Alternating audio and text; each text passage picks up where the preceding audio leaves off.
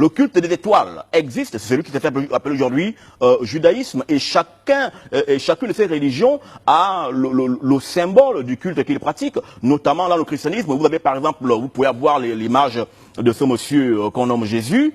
Parfois il a un soleil sur la tête, un truc qui brille, mais c'est le soleil, c'est le culte du soleil. C'est pourquoi d'ailleurs dans le christianisme, les cultes se font le dimanche.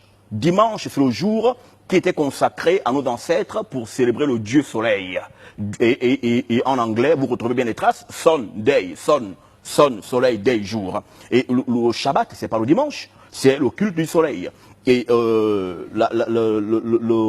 l'islam, c'est le culte de la pierre ou de la lune. Et le judaïsme, c'est le culte des étoiles. Donc, nos pères avaient déjà abandonné le vrai culte pour pratiquer ces choses-là. Et puisque la nature a horreur du vide, des personnes qui n'ont jamais été appelées à aucune science spirituelle que ce soit, ont récupéré ces choses-là, c'est les sens appropriés, et on te dit, au fait, c'est le nous que ça parle. Et aujourd'hui, nous nous retrouvons, nous, en train d'être colonisés, mystiquement, psychologiquement, psychomentalement, par une génération en qui il n'y a pas l'esprit. Parce que tu peux être blanc et avoir l'esprit. L'esprit est noir. La spiritualité est une question de race. Et la spiritualité est nègre. Et c'est pourquoi, quand vous lisez Genèse chapitre 1, à partir du verset 1 et 2, il n'y a pas de lumière. La lumière apparaît à partir du verset 3. Comme quoi, c'est l'obscurité qui enfante la lumière. C'est le nègre qui enfante la lumière.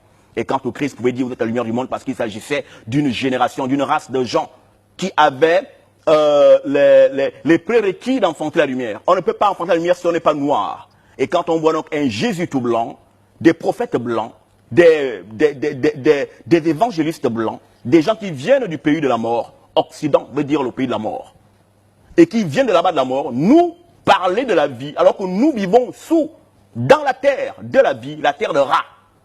Ça, il faut comprendre qu'il y a un problème. Donc, nous avons, par nos ancêtres, abandonné la voie de Tara, justement, comme on peut l'observer, dans Osée 4.6, mon peuple périt faute de connaissance. Puisque tu abandonnes la science, moi aussi je t'abandonnerai. Donc nous avons donc renié la science, on est tombé dans des cultes qu'on connaît encore aujourd'hui, le vaudou.